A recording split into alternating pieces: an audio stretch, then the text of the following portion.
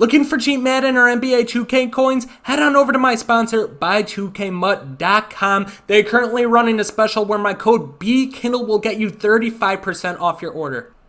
It's a freaking deal.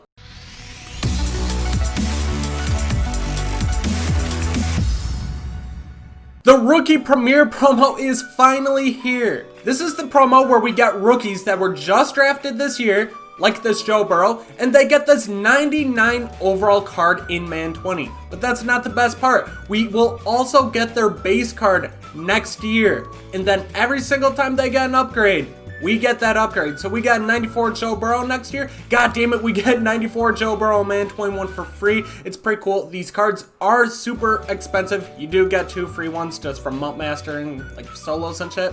But either way, guys, I'm gonna go through. I'm gonna rank these from worst to best and tell you what rookie premieres you definitely need to have on your team for next year. Also, important note, if you read the description, it says he'll unlock his player item in Madden 21 with ratings and ability slots that will update as new versions are released. One of the biggest problems with Madden 20 rookie premiere promos is once they got upgrade, they got 1 ability slot. That made a ton of these unusable. For this video alone, since I haven't specifically said like you get 3 ability slots as these guys go up, we're gonna portray it like it's Madden 20, because let's face it, they barely upgrade the game every year as is. But we're gonna say that each player gets 1 ability slot. Obviously, this list will change dramatically if you do get 3, but just for safe reasons, we're gonna say it's 1. So starting off at number 10, I'm gonna go with a little bit of surprise here. The number 1 overall pick, Joe Burrow. I think hands down, you need to stay away from him next year. Like I said at the beginning, we are predicting that each player gets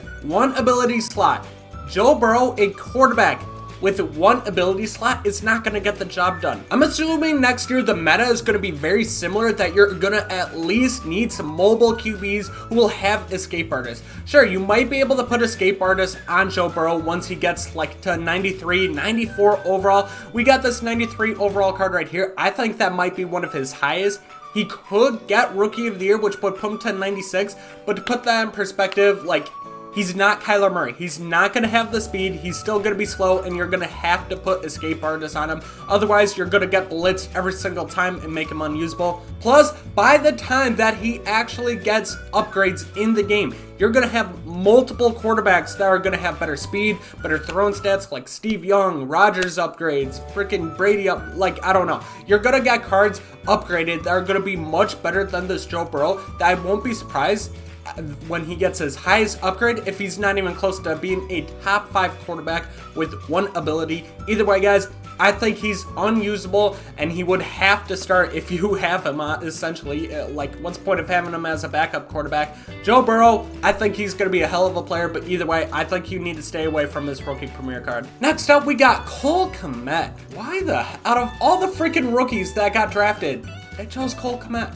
Either way, guys, I don't think he's going to get a ton of upgrades throughout the year. I think he's going to be a card that gets a pity upgrade, because essentially they'll upgrade all these rookies at least 1 time. So he'll get 1 upgrade is my guess, and I think it'll be like a 91, 92, maybe a 93. Who freaking knows? Either way, guys, he's not going to get a lot of upgrades. He's on the Bears. All right, a terrible offense with Trubisky running the show. He's got Jimmy Graham ahead of him at tight end, and they got AR. They're obviously going to use him a lot. I don't see him gain a lot of action in that offense, and overall, even his 93, it just doesn't look that good. Terrible run blocking, decent speed, decent size. Like, he could be okay. The reason he is not last, only reason, is because essentially you can put him at a backup tight end spot and he'll still get onto the field, which could be very useful. So if he does get like a 90, 91, 92, 93, even if you have a god tier tight end like a Gronk or something, you could put him at your tight end 2, even tight end 3, and bring him in certain situations. Where Joe Burrow, you really can't do that. Moving on, I'm going with Tristan Wirfs. Reason for that being, he's a right tackle. I think he's the only gold 99 in Madden 20 that shows how much they upgrade the right tackle position. Exactly my point right here. He's not going to get enough upgrades to justify using him. I feel like he's going to be like Cole Kmet, where he'll get a pity upgrade around the Christmas promo. He'll get a card similar to this, like a 93 overall, which is a solid card, very usable, good size, run block, run power, all that great stuff. Only problem being that is, he will be unusable until the Christmas promo, and then I am guessing it'll be anywhere from 2 weeks to a month until they come out with another god tier right tackle that could replace him, if he'll even be the best right tackle in the game at that point. That being said, you were spending all these coins this year essentially to get a right tackle that you will be able to use for like 2 to 3 weeks next year. It's not worth it in my opinion. If they upgrade the right tackle spot a little bit more, I'd 100% go with him just because right tackles are so hard to come by. But either way, I got Tristan Wirfs at number 8. Same thing with Derrick Brown. They do not upgrade defensive tackle a lot unless you're like the Aaron Donalds of the world or like legends. Like I feel like John Randall gets a couple cards a year, but either way, if you look at like the base tier elites, base tier cards, a lot of the defensive tackles just don't seem to get enough upgrades throughout the year. Derrick Brown, odds are, won't get a ton of upgrades next year, even if he is an absolute beast. Somebody that I thought about moving up a little bit on this rankings is Xavier Mckinney. First off, doesn't he kind of look like Triple X in this photo? I see a lot of people really high in this card, and I kind of see why. He's got a good mixture of speed and hit power. Only problem with him is instead of being zone, he's a man coverage safety, which just does not mix well with a lot of defenses. It's weird freaking manning up your safeties in that unless you're sending a ton of pressure blitzing and you have somebody in a deep blue. But overall, if you switch the man in the zone, I think this will be a really good card. And it depends what the threshold for like zone and stuff are next year. But the zone kind of kills this card in my opinion. But still, he's got a good mixture of speed and a good mixture of hit power. And if he balls out on the Giants, he might get a couple upgrades throughout the year. Now we're going to move on to Clyde Edwards. We're on the middle of the pack right here. Running backs generally get a ton of upgrades throughout the year because they ball out, and he's on the Chiefs, which help him a ton. Got Patrick Mahomes that can throw to him out in the backfield. If they mix in the run a little bit, that could not only make him more dangerous, but Mahomes a ton more dangerous. There's endless possibilities for what Clyde Edwards can do. Only problem is like I said, the one ability slot kind of kills him a little bit. I remember, what was it, 2 years ago, right when the game come out, they had that rookie set, kind of like they did last year, and they gave it to a no-name player. But 2 years ago, they had that rookie set where they came out with like an 88, 89, 90 overall Saquon Barkley, like right away, that you got upgrade through, and he was usable for like the first month or two of the game. Like, that was insane. I'm not saying they're gonna give Clyde Edwards one of those, but I would not be surprised. And I would not be surprised if he gets a ton of upgrades. Worst case scenario, if you don't start him, he's going to make for a really good backup that you can use out of the backfield. He's a short, low guy. He's agile. He's quick. Decent trucking and elusive stats, or break tackle and elusive stats. Not a bad card by any means, but he could also be a lot lower. Like, I don't know, guys. I just felt middle of the pack was a good spot for him. Not really a good card. I kind of stay away from him, but if you need a running back, like, fuck it. Moving on, number 4, I got CeeDee Lamb right here of the Cowboys. Got an absolute steal getting him in the middle of the draft and stealing him away from the Eagles. This guy's going to be a stud. The only problem with him is he's on the Cowboys. We have Michael Gallup and Amari Cooper and then Zeke. That offense is absolutely loaded. He's not going to be getting a ton of targets, and rookie wide receivers generally don't come into the NFL and just light the world on fire. It's usually year 2, year 3 that they kind of get things going. They learn the offense a little bit. They learn how to run better routes. They learn how to create separation. CeeDee Lamb probably won't have an amazing year, but still, this 93 overall, like I said, these 93 overalls, I can expect that a lot of these guys will get close to like a 93 overall, and the stats will be pretty similar. This card's going to be like usable, but more as a 4th string wide receiver. I don't think he'll be a starter at this point. I think he'll get maybe 2, 3 upgrades there. Like, he'll get a few upgrades throughout the year just because it's CeeDee Lamb, big name player. He's on the Cowboys. I think he might get some upgrades here and there. So moving on to the top 3, I'm going to tell you guys right now with this top 3,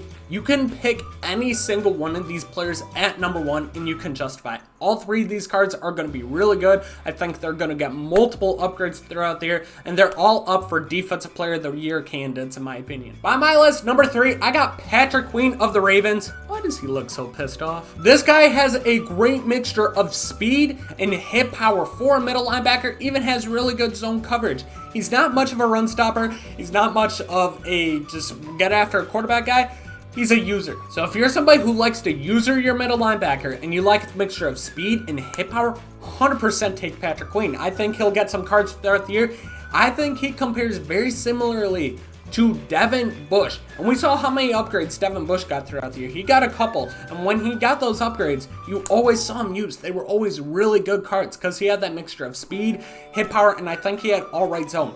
This card is Devin Busch 2.0 going into Man 21. He's going to be an absolute boss. I'm going to pick him up eventually, and I think he'll be a good user either as a starting linebacker or a backup linebacker. He'll still see the field a ton, but that mixture of speed, zone, and hit power at the middle linebacker position is too good to pass up, bro. So the player that I think will get the most upgrades throughout the year, but I have at number 2 on my list, is Chase Young. He's definitely the favorite to win Defensive Rookie of the Year, but he compares so similarly, in my opinion, to Nick Bosa. And we saw how bad they screwed Nick Bosa on his cards. He always had good speed, but mediocre block shot, mediocre finesse move. Like, he just had mediocre stats all around besides speed. Chase Young, kind of the same type of player. Only difference is, hands down, he is probably the best player that I've seen pass rushing wise coming out of college. This guy's an absolute beast. He's going to get after a quarterback. He's going to get stacks. He's going to put up numbers. Strong favorite for Defensive Rookie of the Year, so you could expect like a 96 overall card from him. But it depends how they do it. If they do it like they did with Nick Bosa and kind of give them similar stats, he'll be okay. He'll be nice for a free card and probably one of the better ones. But at the same time, like, they're just not doing him injustice, especially if you got this 93 card. Bump his stats up by like 3, and you'll kind of see what his stats will look like. 90 block shot, 93 finesse, 88 speed. Like I said, good speed, hell of a player. He's going to pick up numbers. I'm hoping they don't kind of screw him on his stats next year when he gets upgrades. But still, it's going to be a free 96 overall, in my opinion. Easily the favorite for Rookie of the Year. My number 1 overall player, and the first player that I picked up, was Jeff Fukuda. Reason for that being is, he's a very balanced cornerback with that speed. Zone could be a little bit higher, good man coverage, good press, good agility, good jumping. He's 6'1". He does everything well. Only problem, I wish the zone was a little bit higher, but still, I feel like he's gonna come into the NFL and ball out. He was labeled as the best cornerback coming out of college since Jalen Ramsey. You saw how good Jalen Ramsey became. Who knows if he'll become that good right away in the NFL, but still, I feel like he's gonna absolute ball out. He'll get enough upgrades to justify, and the reason I have him at number 1 over Chase Young 100% is because you got 3 cornerback spots. Most people in a game will use 4 to 5 different cornerbacks on the field at some point in the game. So he just throughout most of the year, you will be able to find a place to put this guy if he gets enough upgrades throughout the year. If he gets an upgrade, worst case scenario, you put him at like a number 4, number 5 cornerback. But you're going to be able to find a way to get him on the field. The mixture of just the balance of everything and the size, it makes him hard to keep him off. Good card. I have him at number 1. But there you guys have it. That's my list ranking all the way from 10 at Joe Burrow to number 1 at Jeff Fukuda. But obviously, my list isn't for everybody. You can kind of mix and match, and this list will change if you get 3 ability slots for these rookie premieres, which it's EA. Like, they'll find a way to fuck us. But if you enjoyed this video, be sure to smash that like button, subscribe to the channel if you are new, and I'll catch you guys later. Peace.